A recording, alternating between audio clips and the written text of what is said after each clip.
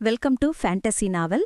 யாராவது சப்ஸ்கிரைப் பண்ணலனா பண்ணிட்டு லைக் போடுங்க. வாங்க கதைக்குள்ள போகலாம். அத்தியாயம் 54. மாயனூரில் 3 பேர் இறந்த செய்தி கேட்டு வேகமாக அந்த இடத்தை நோக்கி விரைந்தான் அவன். அங்கு சென்று பார்த்ததும் தான் அவனுக்கு உண்மை என்னவென்று தெரிந்தது.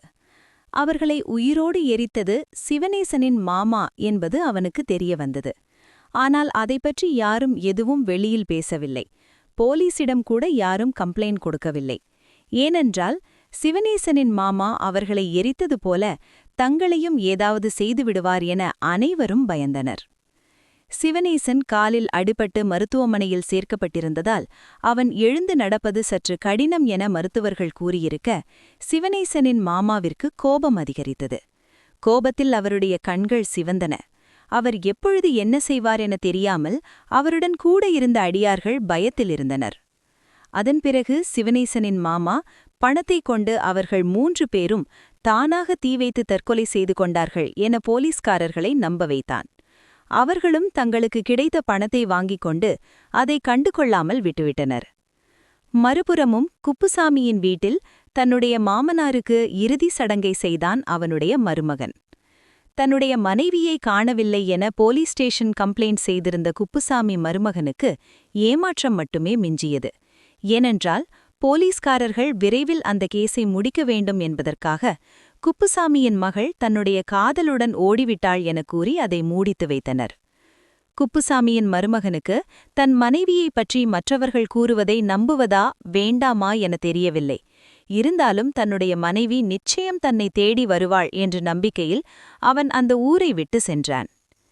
சிவனேசன் மருத்துவமனையிலிருந்து மீண்டும் தன்னுடைய வீட்டிற்கு வந்ததும் கோபத்தால் அவன் அந்த மாயனூரில் உள்ள அனைவரையும் பழிவாங்க நினைத்தான். அவர்களுக்கு வேண்டும் என்று பணத்தை கொடுத்து அதை அவர்களிடம் மிகவும் கடுமையான முறையில் வசூலிக்க ஆரம்பித்தான். அதனால் அவர்கள் சிரமப்பட்டனர். ஒரு சிலர் அவனுடைய டார்ச்சர் தாங்க முடியாமல் தூக்கிட்டு கொண்டனர். இன்னும் ஒரு சிலர் தங்களிடமிருந்து நிலத்தை அந்த பணத்திற்காக அவனிடம் கொடுத்தனர். அது மட்டுமில்லாமல் வயதின் காரணமாக அவனுக்கு நோய்கள் ஒவ்வொன்றாக ஆரம்பித்தது. இது எல்லாவற்றிற்கும் காரணம் லீலாவதியை உயிரோடு எரித்ததுதான் என சீனிவாசன் நம்ப ஆரம்பித்தான். சிவனேசனுக்கு தொடர்ந்து ஏதாவது ஒரு கெட்ட சம்பவங்கள் நடந்து கொண்டே இருந்தன. வேலை பார்ப்பவர்கள் கொஞ்சம் கொஞ்சமாக குறைய ஆரம்பித்தனர். வாசுதேவன் ஏன் திடீரென சிவனேசன் வீட்டில் வேலை செய்பவர்கள் வேலையை விட்டு நிற்கிறார்கள் என புரியாமல் அவர்களை விசாரிக்க ஆரம்பித்தான். சிவனேசன் ஐயா யாரோ ஒரு பொண்ண உயிரோட எரிச்சிட்டதா பேசிக்கிறாங்க. அந்த பொண்ணோட சாபம்தான் தொடர்ந்து இது மாதிரி கெட்ட விஷயமாக நடந்து கொண்டிருக்குன்னு எல்லாரும் யோசிக்கிறாங்க. அதனால இங்க இருந்தா அந்த சாபத்தினால நமக்கும் ஏதாவது வந்துடும்னு எல்லாரும் பயப்பட ஆரம்பிக்கிறாங்க என மற்றவர்கள் கூறுவதை கேட்டுக்கொண்டிருந்த வாசுதேவனுக்கு இதை எப்படி சமாளிப்பது என தெரியவில்லை. தன்னுடைய நண்பன் எதனால் இப்படியெல்லாம் தீங்கு செய்கிறான் என நினைத்துக் கொண்டிருந்தான். இதற்கு எல்லாவற்றிற்கும் காரணம் அவனுடைய தாய்மாமாதான். அவர்தான் அவனை தவறான வழிக்கு அழைத்துச் செல்கிறார் என நினைத்தான். அங்கு வேலை செய்பவர்களிடம் யாருடைய சாபமும் சிவனேசனுக்கு நோயை ஏற்படுத்தவில்லை. அது மட்டுமில்லாமல் அவனுக்கு வயதின் காரணமாக சர்க்கரை வியாதி இருக்கிறது. அதனால்தான் அவன் அடிக்கடி படுக்கைக்குச் செல்கிறான். அது மட்டுமில்லாமல் அவன் காலில் அடிபட்டிருப்பதால் அவனுடைய எலும்பு சரியாகவில்லை. இதற்கெல்லாம் அவனுக்கு ஆபரேஷன் செய்வது சற்று கடினம். எனவே யாரும் பயப்பட தேவையில்லை. எந்த ஒரு சாபம் கிடையாது என மற்றவர்களுக்கு வாசுதேவன் தெரிவித்தான். ஒரு சிலர் வாசுதேவன் கூறியதை கேட்டு மீண்டும் வேலைக்குச் சென்றனர். ஆனால் ஒரு சிலர் வேலையை விட்டு நின்றனர். அதன் பிறகுதான் மாயா அந்த வீட்டிற்கு வேலைக்குச் சேர்ந்தாள். பிறகு அவளது அரவணைப்பை பார்த்து அவளையே திருமணம் செய்து கொண்டான். இத்தனை நாட்களாக சிவனேசன் மற்றும் அவனுடைய மாமாவை எப்படி பழிவாங்குவது என காத்துக் கொண்டிருந்த தனக்கு தற்பொழுதுதான் வாய்ப்பு கிடைத்தது. அதை சரியாக பயன்படுத்திக் கொண்டேன் என தீரன் படித்துக் கொண்டிருந்த டைரியில் எழுதியிருந்தது. ஒரு வழியாக தீரன் சிவனேசன் மற்றும் அவனுடைய மாமாவின் கொலைக்கு யார் காரணம் என்பதை அந்த டைரியை படித்து கண்டுபிடித்தான். இந்த கொலைகளுக்கு காரணம் லீலா என்பதை கண்டுபிடித்தவனுக்கு அவளை எப்படி கைது செய்வது என்று தெரியவில்லை. ஏனென்றால் அவளை யாரும் பார்த்தது கூட இல்லை. எனவே தீரன் லீலாவதியின் ஊருக்குச் சென்று விசாரிக்க ஆரம்பித்தான். ஆனால் அங்கு இருந்த யாருக்கும் லீலாவதி பற்றி சரியாக தெரியவில்லை. ஏனென்றால் வெளியூரில்தான் அதிகம் இருப்பாள். எப்பொழுதாவது திருவிழாக்கள் மற்றும் விடுமுறைகளுக்கு மட்டுமே ஊருக்கு வருவாள். தனக்கு யார் குற்றவாளி என தெரிந்தும் எப்படி கைது செய்வது என தெரியாமல் தவித்தான் தீரன். தற்பொழுது சிவனேசனும் இல்லை, அவனுடைய மாமாவும் இல்லை. அப்படியிருக்க இனிமேல் அவள் வெளியில் வருவதற்கான வாய்ப்புகள் கொஞ்சம் கூட இல்லை. அதனால் அவளை கைது செய்வது மிகவும் கடினம் அவன் நினைத்துக் கொண்டிருந்தான். சிவனேசன் மற்றும் அவனுடைய மாமா இருவரது பெயரிலுள்ள அத்தனை சொத்துக்களும் தற்பொழுது மாயாவின் பெயருக்கு மாற்றப்பட்டது. மாயா சிவனேசன் இல்லாத இடத்தில் தன்னை எதிர்த்து கேட்க யாரும் இல்லை என்பதால் மிகவும் சுதந்திரமாக ராணியைப் போல வாழ ஆரம்பித்தாள். என்னதான் மகிழ்ச்சியாக இருந்தாலும் பின்னால் பெரிய பெரிய பிரச்சனைகள் தனக்கு நேரும் என மாயாவிற்கு நன்றாக தெரியும்.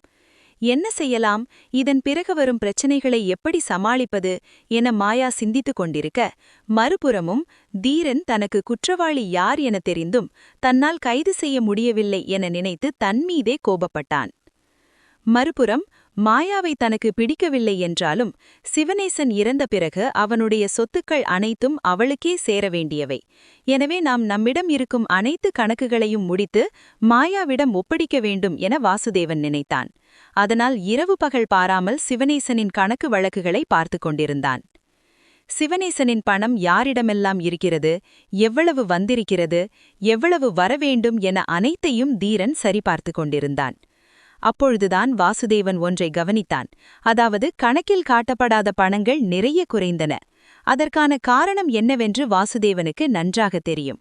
ஒருமுறை இதை பற்றி சிவனேசனிடம் கேட்டபொழுது அதற்கு அவர், நான் தான் மாயாவுக்கு பணம் கொடுத்தேன், அதை எல்லாத்தையும் என்னோட கணக்குல எழுதிக்கோ என்று மிகவும் சாதாரணமாக கூறிவிட்டார். தன்னுடைய நண்பன் அவ்வாறு கூறியதால் அதை பற்றி பெரிதாக கொள்ளவில்லை வாசுதேவன். அதன் பிறகு வாசுதேவன் ஒரு வழியாக தன்னுடைய அனைத்து கணக்கு வழக்குகளையும் முடித்துவிட்டார். அதை மாயாவிடம் ஒப்படைக்க வேண்டும் என காத்து கொண்டிருக்கும் பொழுது அவனுக்கு ஒரு நற்செய்தி காதில் விழுந்தது. அதாவது தன்னுடைய முதல் மகளுக்கு பெண் குழந்தை பிறந்திருக்கிறது என்று. உடனே வாசுதேவன் தன்னுடைய பேரப்பிள்ளையை காண்பதற்காக மருத்துவமனைக்கு சென்றுவிட்டார். தன்னுடைய முதல் பேரப்பிள்ளை என்பதால் வாசுதேவனுக்கு எல்லையற்ற ஆனந்தம். தன் பேத்தியின் அருகிலேயே அமர்ந்திருந்தான். அவளை விட்டு வரவே அவனுக்கு மனமில்லை. அந்த நற்செய்தியை தன்னுடைய உறவினர்கள் அனைவருக்கும் தெரிவிக்க ஆரம்பித்தான் வாசுதேவன். வாசுதேவன் மிகவும் மகிழ்ச்சியாக தன்னுடைய பேரப்பிள்ளை பிறந்ததை கொண்டாடிக் கொண்டிருக்க அங்கு வாசுதேவனை தேடி தீரன் வந்தான். தீரன் வருவதை பார்த்ததும் வாசுதேவனுக்கு ஒன்றும் புரியவில்லை. ஏன் இவர் இங்கு வருகிறார் என யோசிக்க ஆரம்பித்தான். பிறகு வேறு ஏதும் சிவனேசன் வரணம் பற்றி தெரிந்திருக்கக்கூடும், அதனால் நம்மிடம் பேச வருகிறார் என நினைத்து வரவேற்றார் வாசுதேவன். உள்ளே வந்த தீரன் எதுவும் பேசாமல் சில நிமிடம் அமர்ந்திருந்தான். அவன் அவ்வாறு அமர்ந்திருப்பது வாசுதேவனுக்கு நல்லதாக படவில்லை. உடனே அவர், சார், என்ன ஆச்சு? ஏன் வந்ததிலிருந்து அமைதியா இருக்கீங்க? ஏதாவது பிரச்சனையா? பிரச்சனைன்னு சொல்ல முடியாது, இருந்தாலும் ஒரு சின்ன பிரச்சனைதான். நீங்க ரொம்ப ஹாப்பியா இருக்கிற மாதிரி தெரியுது, அதனால இப்ப சொல்லலாமா வேணாமான்னு யோசிச்சுக்கிட்டு. பரவாயில்ல சார், எதா இருந்தாலும் சொல்லுங்க என கூறியபடி சுற்றியிருந்த தன்னுடைய குடும்பத்தார்களை பார்த்தான் வாசு. உடனே அவர்கள் அனைவரும் அங்கிருந்து நகர்ந்து சென்றனர். தற்பொழுது வாசு மற்றும் தீரன் அருகருகே அமர்ந்திருந்தனர். ஆமா, நீங்க சிவனேசன் கிட்ட எவ்வளவு நாளா வேலை பார்க்கறீங்க? நான் சிவனேசன் கிட்ட வேலை பார்க்கல சார், அவன் என்னோட நண்பன், அதனால அவனோட கணக்கு வழக்குகளை நான் பாத்துக்கிறேன், மத்தபடி ஒன்னும் கிடையாது. நிஜமாவா?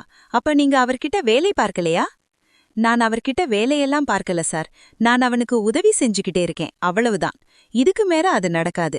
இப்பதான் என்னோட எல்லா கணக்கு வழக்கையும் சரிபார்த்து வச்சிருக்கேன். இது எல்லாத்தையும் மாயா கிட்ட என்னோட கடமை முடிஞ்சிடும் என வாசுதேவன் கூறிக்கொண்டிருக்க அதை கவனித்துக் கொண்டிருந்தான் தீரன். வாசுதேவன் கூறுவதை பார்க்கும்பொழுதே அவர் உண்மையைத்தான் கூறுகிறார் என்பது தீரனுக்கு நன்றாக புரிந்தது. இருந்தாலும் தான் வேலையை செய்ய வேண்டும் என்பதற்காக தான் எதற்காக வந்தோம் என்ற காரணத்தை அவனிடம் கூறினான் தீரன். நீங்க சிவனேசனுக்கு ஃப்ரெண்டுன்னு சொல்றீங்க, அதனால எனக்கு உங்க மேல நம்பிக்கை இருக்கு. இருந்தாலும் எனக்கு ஒரு கடமையாயிருக்கு, அதை நான் செய்யணும்ல. உங்க மேல மாயா ஒரு கம்ப்ளைண்ட் கொடுத்திருக்காங்க. அதாவது நீங்க சிவனேசனோட பணத்திற்காக பொய் கணக்கு எழுதி வைத்திருக்கிறதா கொடுத்திருக்காங்க என தீரன் கூறியது தன் தலை மீது பெரிய கல்லால் அடித்தது போல உணர்வு ஏற்பட்டது வாசுதேவனுக்கு. இத்தனை வருடங்களாக தனக்கு இருந்த நல்ல பெயருக்கு தீங்கு இழைப்பது போல தற்பொழுது மாயா செய்துள்ள செயல் அமைந்துள்ளது. இத்தனை வருடங்களாக எந்த ஒரு பணமும் வாங்காமல் தன் நண்பனுக்காக அவனது கணக்கு வழக்குகளை பார்த்து கொண்டிருந்த தனக்கு இப்படி ஒரு அவமானமா என நினைத்து வாசுதேவன் நொந்து போனார். இதுபோன்ற சுவாரஸ்யமான கதைகளை தொடர்ந்து கேட்க ஃபேண்டசி நாவல் யூடியூப் சேனலை சப்ஸ்கிரைப் பண்ணுங்க.